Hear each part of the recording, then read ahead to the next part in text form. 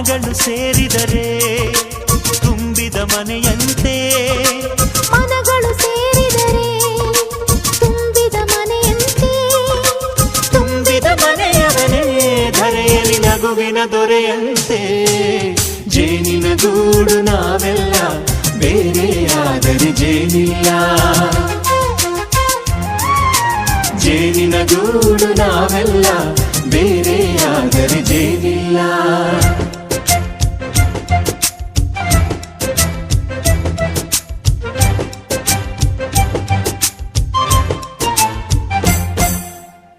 ಬದುಕಿನ ಬೆಂಡಿಗೆ ಅಂಟಿರೋ ಜೋಳದ ಕಾಳುಗಳ ನೋಡು.